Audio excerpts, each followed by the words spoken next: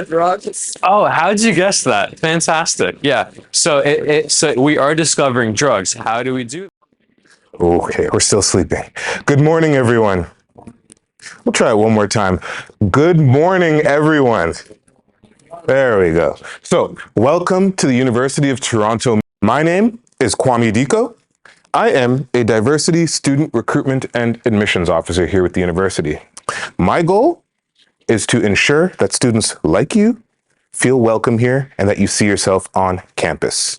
So, a little bit about me before I start. I talked to some of you earlier today. I am a U of T alumni. I did my undergrad in psychology and philosophy at UTSC. I also did a cybersecurity management certificate at the School of Continuing Studies at U of T. I've also done some project management certifications at U of T, and now I'm doing my master's in higher education at U of T, and I'm writing my thesis on collaboration in higher education. So, enough about me. It's all about you.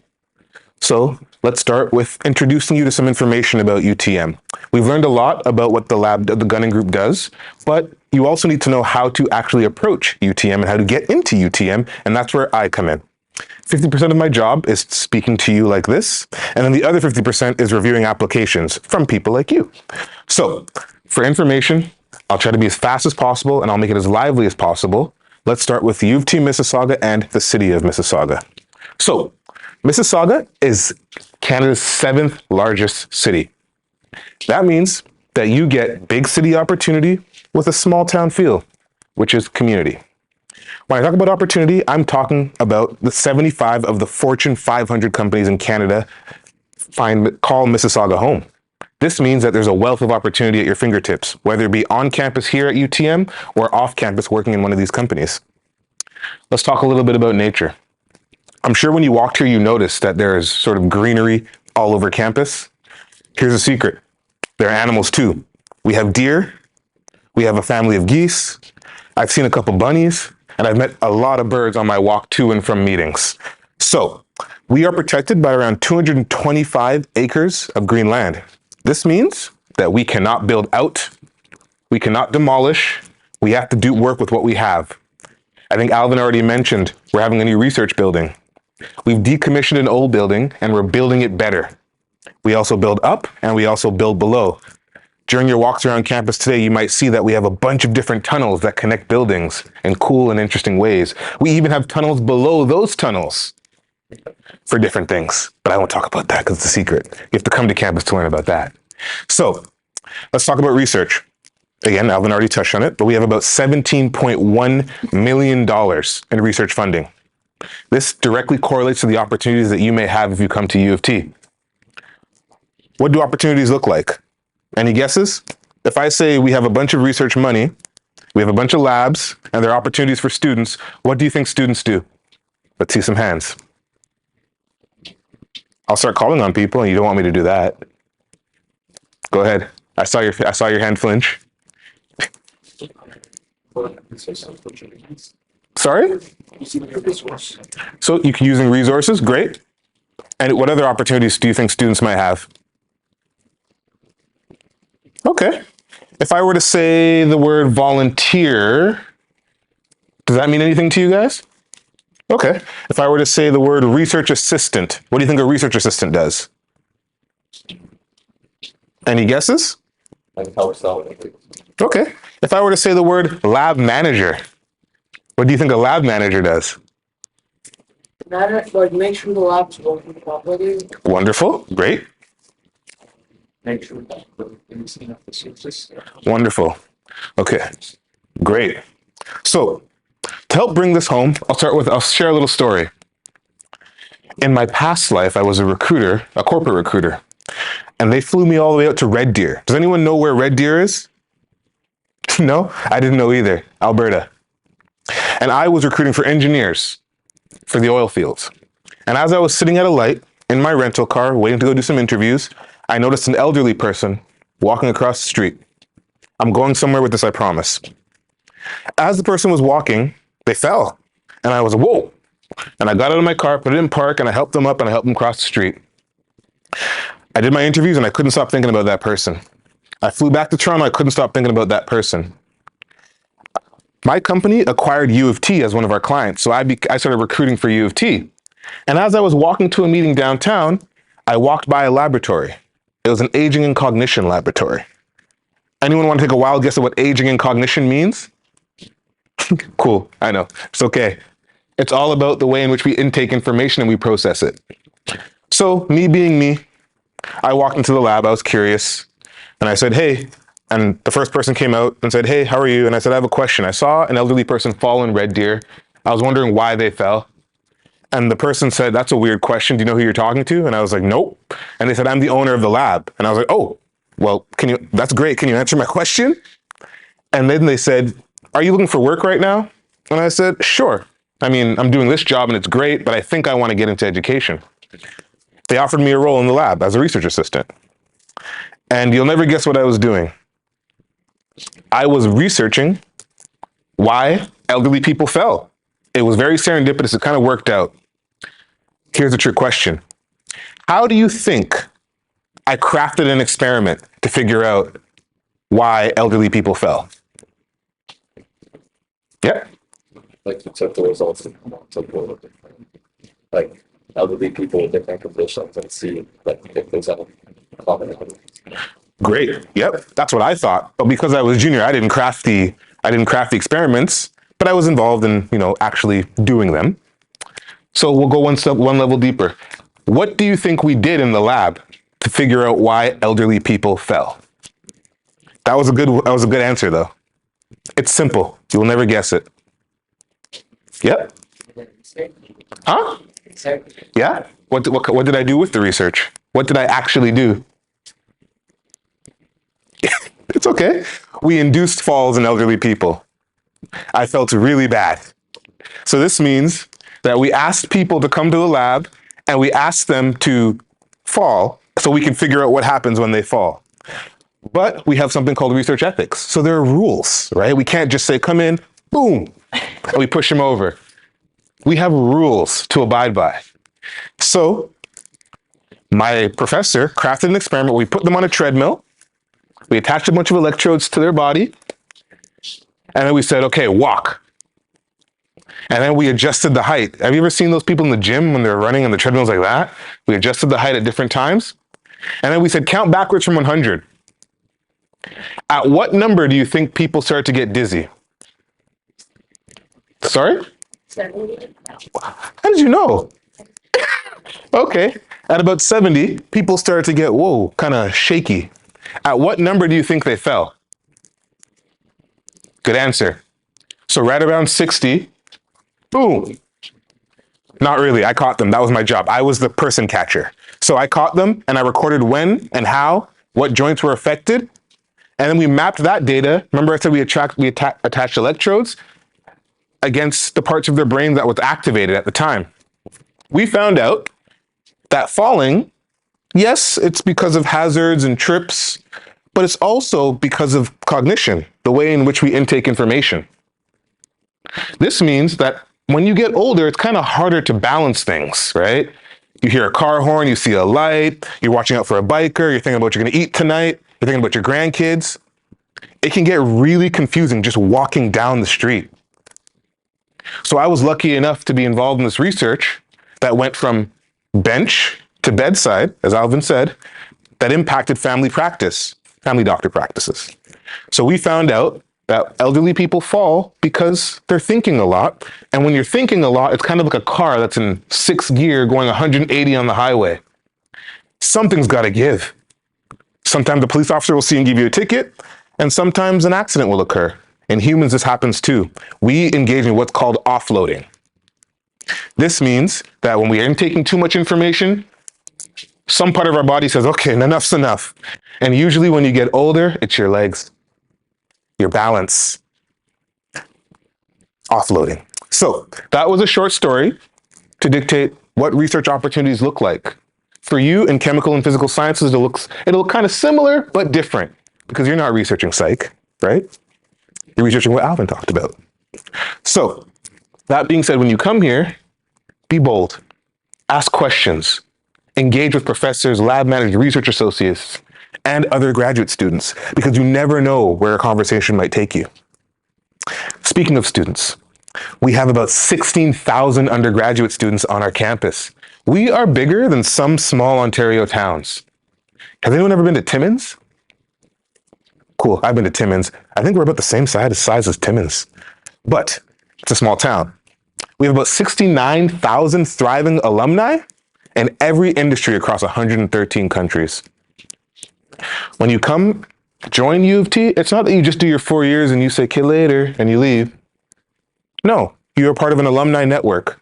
You might interview with someone who was a professor at U of T or came to U of T. You might meet someone on the subway who's writing their thesis. You might see someone who's super happy driving home because they just completed their dissertation. U of T alumni are all over the place. Let's continue. So, why U of T? Well, one, because we have a lot of great programs. Furthermore, we engage in what's called experiential learning, where we take learning outside the classroom. You don't only get to sit in rooms like this and listen to people like me. Maybe I'm not as fun as some of the people you'll meet. Trust me, the professors here are much more engaging than I am. And you'll go outside to actually take research into the field and see how it affects us on a real world level. I've already talked about our innovative green campus. You're surrounded by trails. Feeling stressed out, want to go for a walk? We have over 4 trails that you can choose from. And they're super long and connected to some of our parks in Mississauga. We have unique and dynamic programs. And we have an active and social campus community. So I'm going to pause here because I've told you that I want you to feel like you belong here and that you see yourself in higher ed. That's all about creating community. A lot of my research right now talks about group socialization theory, collaboration in higher ed, but I won't bore you with those details. I'll simply tell you that we have a lot of groups on campus that you can partake in, and clubs. So, has anyone here ever heard of a Swiftie Club, the Swiftie Society? We have a club on campus that's solely dedicated to loving Taylor Swift. We have a Cabbage Club on campus. Do you want to guess what the Cabbage Club does? They debate the existential underpinnings of cabbage and why it is the best leafy green. Guess what their rival club is? The Lettuce Club. So there are clubs for everything on campus. And lastly, global citizenry. When you come to U of T, we're not only preparing you to be a great professional, a great subject matter expert, we're preparing you to be a global citizen. This means that you come out a well-rounded student. We have what are called distribution requirements or breadth requirements, fancy word to basically say that you need to do a certain number of courses in English, in science, in philosophy, and technology to complement what your program is doing. So if I studied philosophy and psychology, I had to do a math course. When I first did it, I was like, oh, a math course, I'm not good at math. But after I did it, I said, well, now I can participate in studies. When I went to go do my research at the Aging Cognition Lab, I had to do mathematical modeling. I didn't know what that was when I first joined. By the time I graduated, I knew what it was. So we're all about making you a well-rounded student so that you can transition into a global citizen. So anywhere you go, you can thrive. So let's talk about supports. We all need help. We all need support. May not be now, but you never know when.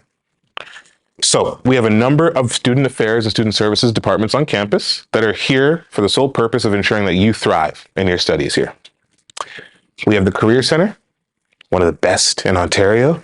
We help you find work, resume editing, interview skills. We also hold a conference every year called Sweats to Suits, going from sweatpants to wearing an actual suit to work. This is to ensure that you get in contact with some of the 75 Fortune 500 companies I mentioned. They come into our rotunda, which is like a big meeting area, and they hand out pamphlets, they do informational interviews, they share their job postings, all with the hopes of ensuring that students can transition from being a student to a professional smoothly. We have our Health and Counseling Center. Think of it as your personal family doctor's office. Feeling stressed, feeling kind of sick, go there and they will refer you to the services that you need. We have our Wellness Hub. So our Wellness Hub is all about equipping you with the resources you need to be your best self, whether it be meditation, whether it be mental health and support, whether it be mentorship. And we also have the Center for Student Engagement. They do a plethora of events on campus to ensure that you all feel like you belong here. Let's continue. Let's talk money, my favorite subject. Now, We know that studying at university can be expensive, but there's hope. We have grants and scholarships to support your studies. Our Lester B. Pearson Scholarship provides full tuition and residence. Our National Scholarship does the same thing. We have a President's Scholars of Excellence Award, which will award you $10,000. And then we have a number of entrance scholarships. If you are obtaining an average of 90% or more, you are eligible to get an entrance scholarship. Every one of our entrance scholarships are renewable year over year if you keep a certain GPA. This means that if you try hard now while you're in high school, you'll be set up to succeed when you come to U of T. Information is super important for us. So I'm going to be super clear. Just because you receive a 90 doesn't mean that you get this money. It means that you fall into a pool where you become eligible for the money, and my office will make selections from that pool to provide students awards. The higher your grade, the more money you get. Over 96%, you're eligible for $45,000 a year, renewable every year. Keep that in mind. But these aren't the only scholarships. We have something called Award Explorer, where different departments, faculties, and campus partners will post scholarships in what's called kind of like a Google database or a Google search engine, where you can input your parameters. I'm coming from this place, my parents are from here, and this is what I want to study, and it'll pull up a list of awards that you can apply to. These are the ones that you have to apply to yourself. If you want more information, our office can help with that anytime. Let's end off on a high note. So I like to be completely transparent when I'm presenting to student bodies like ours. Our office did some research, and we found that 3 things matter to you guys: the academic staff you work with, the nature of your studies, and your feelings of belonging. U of T has done an amazing job crafting the nature of your studies. We're world-renowned. But our feeling of belonging, we are all working hard across the campus to ensure that you feel like you belong here. Belonging and encouragement has received increased attention not only at U of T, but across the higher education landscape. Every university wants to diversify their population. But what does that mean, right? Is it just attracting certain students that look a certain way, that act a certain way, or identify as something? Or is it attracting those students and supporting those students and ensuring that they have what they need to succeed? So, a lot of our own graduates who've written theses, have already talked about organizational change and what we're doing. They've highlighted the fact that we need to do more across the higher education landscape to not only to attract these students, but support them. And that's how my job was created, the Diversity Student Recruitment Admissions Officer. And my goal is to ensure that when you come to university, you don't go, I gotta survive this place. My job is to ensure that you thrive here. You take those opportunities up, and you know you belong. EDI, equity, diversity, inclusion. There's a lot of talk about inclusion, which is great. Inclusion is super important, but we want to do one better. We want to move towards belonging to ensure that you feel like you belong. The best way to describe this is if I were to invite you over for dinner and you come over to my house and you ring the doorbell and I swing the door open and I go, "Oh, yeah, nice to see you." And I walk away. You don't know where to put your shoes. You don't know where to put your jacket. You don't even know what time dinner is. But I've opened the door for you, so come in if you want. But what if you came to my house and I opened the door and I said, "Oh my God, Mulu, it's nice to see you." And I gave you a hug. I told you where to put your shoes. I told you where to put your jacket. I said, "Oh, I heard you're a vegetarian. I made the special meal for you. Oh, and I want to introduce you to Alvin or Dr. Fish. I want to introduce you to everyone." Now you feel like you belong because you know people, you're anchored, and you can wayfind, but also ask for help if needed. That's what we want to do here at UTM. So I'll cut it short because I could talk for hours about this. But if you have questions, visit our website, Discover UTM. Our office hosts campus tours, and we attend events like these all the time to give students a feel for what UTM is before they arrive at UTM. My job is kind of cool because I can provide you with advice regarding your goals. So you can call our office and say, "I want to be a doctor." And I'll say, "Okay, well, this is the steps it's going to take." We'll have a 30-minute conversation. Or you can say, "Hey, I want to apply, but I'm running into this error. Can you help me?" And we'll say, "Hey, come into the office," or we'll have a virtual appointment and we'll help you push your application through. So we're here to support your studies and your goals in sum. If you want to learn more, We have guided online tours as well as in-person tours. Like I said, we have on-campus events, and you can follow us on social media.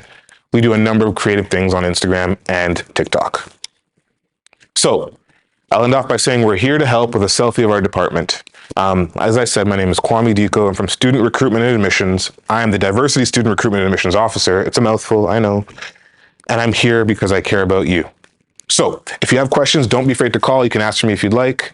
And I do one-on-one appointments, group appointments, and we have something cool called Ask a Recruiter, where every month I host a webinar where students can drop in and ask me any question they want about UTN. Thanks for your time.